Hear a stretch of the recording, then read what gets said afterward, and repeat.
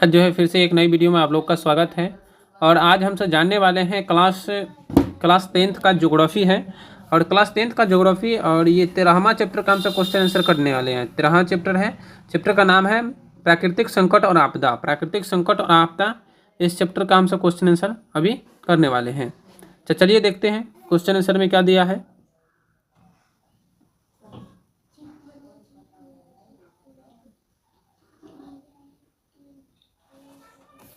एक number question देखिए, एक नंबर क्वेश्चन कह रहे हैं जीवन रक्षक आकस्मिक प्रबंधन के अंतर्गत 3 निजी वस्तुओं की सूची बनाएं। यानी कि 3 निजी वस्तुओं की सूची बनाने, तो पहला हो जाएगा निजी वस्तु का टॉर्च, दूसरा हो जाएगा हेलमेट और तीसरा हो जाएगा आपका लाइफ जैकेट। ये 3 निजी वस्तु हो गए जो यह तीन है जो जीवन रक्षक होते हैं।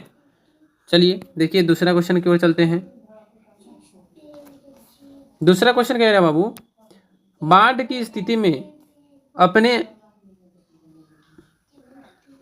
अपनाए जाने वाले 3 आवश्यक प्रबंध के उपाय बताएं। यानी कि बाढ़ की स्थिति में अपनाए जाने वाले 3 आवश्यक प्रबंध के नाम बताना है। देखिए, बाढ़ के समय एक चिकित्सक का टीम आपदाग्रस्त वाले क्षेत्र पर दवाओं के साथ उपलब्ध रहे। यानी कि जिस क्षेत्र में आपदाग्रस्त वाले क्षेत्र है वहाँ पे एक टीम जो है ना दवाओं, यानी कि डॉक्टर की एक टीम जो है दवाओं के साथ वहाँ पे उपलब्ध रहे। दूसरा, छोटे बच्चे के लिए दूध तथा बड़ों के लिए भोजन का प्रबंध करें। छोटे बच्चों के लिए दूध तथा बड़ों के लिए भोजन का प्रबंध करें। तीसरा बहुत देखिए, आपदा से प्रभावित लोगों को राहत शिविर में रखकर उसका उपचार करना चाहिए ऊंचे स्थान पर। और आपदा से जो लोग प्रभावित हो गए हैं उन लोगों को राहत शिविर में रखकर उपचार करनी चाहिए। और कहाँ रहनी चाहिए, तो ऊंचे स्थान पर।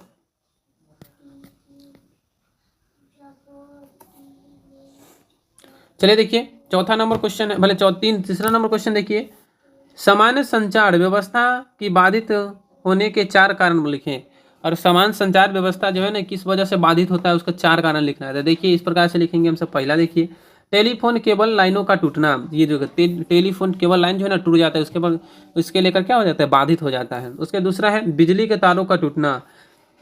जब बिजली के तार ही जब टूट जाएगा तो क्या बिजली इलेक्ट्रिसिटी रहेगी, यानी कि बिजली नहीं रहेगा, न संचार होगा न कुछ भी होगा, न बॉल जलेगा। तीसरा है संचार भवनों का ध्वस्त होना। जहाँ से समाचार हो गया, चाहे जो भी कुछ जहाँ से चालू किया जाता है, क्या प्रसारण किया जाता है, वो उसका का ध्वस्त हो जाना, वो गिर जाना।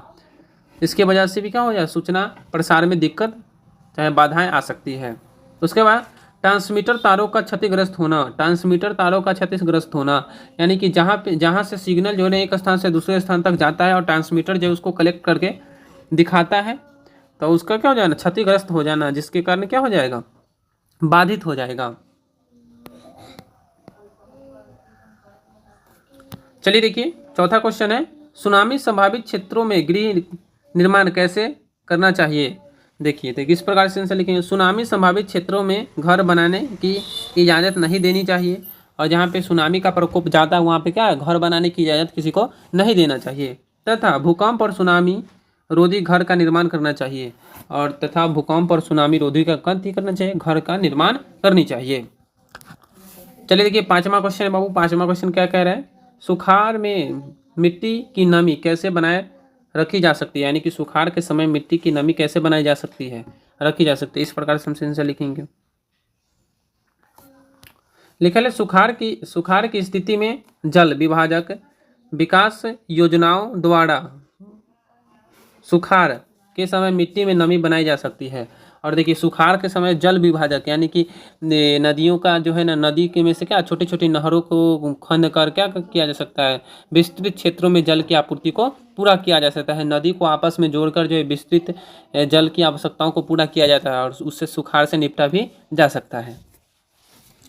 चलिए देखिए छठा नंबर का देखिए, छठा नंबर क्या कह रहा है, उत्तर बिहार के विद्यालय में तैराकी का परीक्षण क्यों जरूरी है। यानी कि उत्तर बिहार के विद्यालय में तैराकी का परीक्षण क्यों जरूरी है। तो इस प्रकार से आंसर लिखेंगे, बाढ़ग्रस्त क्षेत्र होने के कारण उत्तर बिहार के विद्यालय में तैराकी का प्रशिक्षण उपयोगी है। और उत्तर बिहार में अत्यधिक बाढ़ जो हर समय आ जाता है, इसलिए क्या उत्तर बिहार के विद्यालयों में ना तैराकी का प्रशिक्षण बहुत जरूरी है।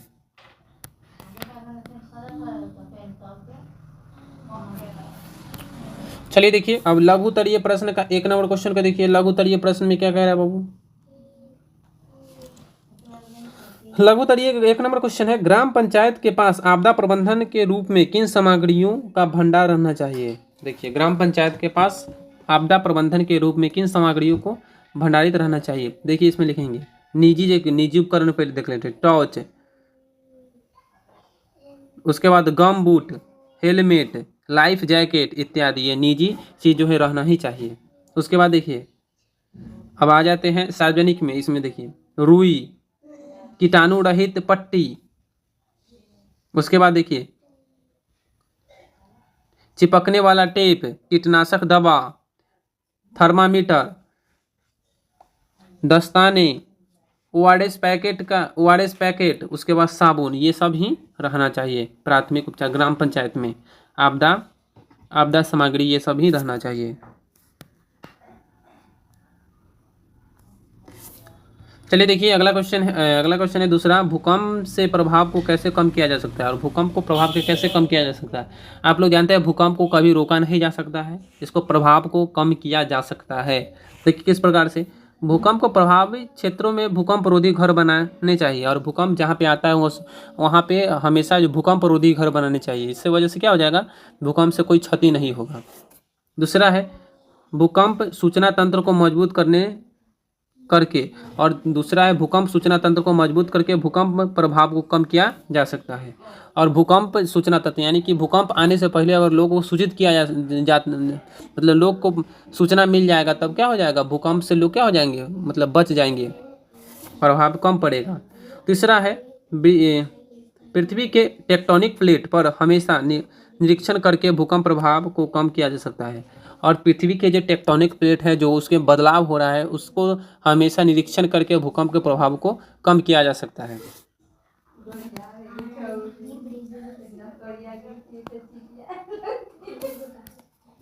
उसके बाद देखिए तीसरा है आग लगने पर क्या प्रबंध करना चाहिए? और आग लगने की स्थिति में क्या प्रबंध करना चाहिए? तो पहला देखिए आग यहाँ पे आग होता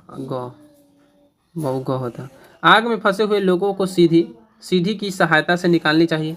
और जो आग में फंसे हुए उसको सीढ़ी की सहायता से उसको निकालनी चाहिए, पहला काम। दूसरा है अग्निशामक यंत्र को बुलानी चाहिए और ये आग लगने पर प्रबंध करना चाहिए। तो ये सब आग लगने पर प्रबंध होगा। जब लग जाएगा तो उसमें क्या होगा, वहाँ जो लोग थे लोग उसमें जो फंसे होंगे उसको सीढ़ी की सहायता से निकालना चाहिए। और उसके बाद अग्निशामक यंत्र को तुरंत बुलाना चाहिए, फ़ोन करना चाहिए ताकि वो आग को बुझा सके। तो तीसरा इसमें देखिए यहाँ पे आग होता है, जौ लिखा गया सब तक। आग से प्रभावित लोगों को प्राथमिक उपचार देना चाहिए और आग से जो लोग प्रभावित हुए उसको प्राथमिक उपचार देना चाहिए, यानी कि तुरंत डॉक्टर को बुलाकर उसको देखभाल की जाए। उसके देखिए चौथा क्वेश्चन में चलते हैं। चौथा क्वेश्चन बाबू क्या कह रहा है, बाढ़ या भूकंप के समान संचार व्यवस्था भंग होने का क्या कारण है? और जब बाढ़ या भूकंप आता है तो सामान्य संचार व्यवस्था जो है भंग हो जाता है, उसका क्या कारण है? तो देखिए 4 गो ये भी कारण है।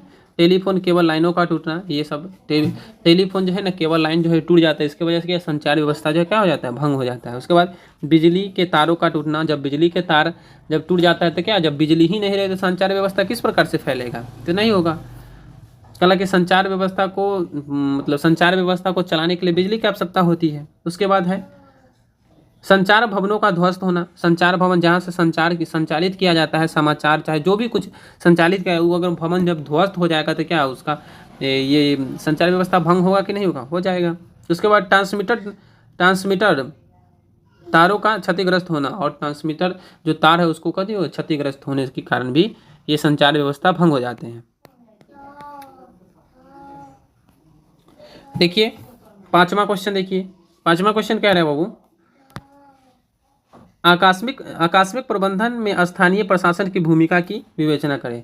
यानी कि आकस्मिक प्रबंधन में स्थानीय प्रशासन की भूमिका क्या रहती है, उसका विवेचना करना है। देखिए आकस्मिक प्रबंधन के समय स्थानीय प्रशासन की भूमिका राहत शिविर का निर्माण करना। देखिए भूमिका क्या है, राहत शिविर का निर्माण करना, बचाव कार्य के उपकरण और बचाव कार्य के लिए उपकरण जो उपलब्ध करवाना, प्राथमिक उपचार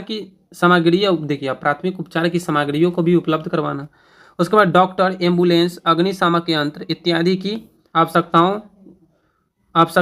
व्यवस्था को स्थानीय प्रशासन ही कर सकता है, और ये सभी व्यवस्था जो है ना स्थानीय प्रशासन की वजह से भी हो सकता है, किया जा सकता है। चलिए देखिए अगला है इस सेशन का सबसे लास्ट क्वेश्चन है, छठा क्वेश्चन है। देखिए बाबू,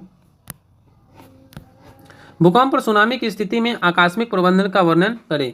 और भूकंप और सुनामी की स्थिति में आकस्मिक प्रबंधन का कथी करना है, वर्णन करना है। तो इस प्रकार से हमसे लिखेंगे, भूकंप से प्रभावित लोगों को प्राथमिक उपचार देना चाहिए, और भूकंप से जो लोग प्रभावित हुए उनको प्राथमिक यानी कि डॉक्टर की सहायता से उनको ठीक किया जा सकता है। उसके बाद दूसरा है, भूकंप के समय घर में खिड़की, अलमारी या भारी भरकम वस्तुओं से दूर रहें। यानी आप घर के अंदर है, भूकंप शुरू हो गया है, तो घर में जो भारी भरकम वस्तु है उससे क्या हो, आप लोग दूर हो जाएं। तीसरा देखिए, भूकंप के समय घर के अंदर हैं तो मेज या टेबल या चौकी के अंदर दब कर रहें, और अगर भूकंप अगर आ गया है और घर में है तो आप मेज या चौकी या टेबल के नीचे आप क्या दबक कर रहें, यानी कि उसमें अंदर आराम से छुप कर बैठ जाएं।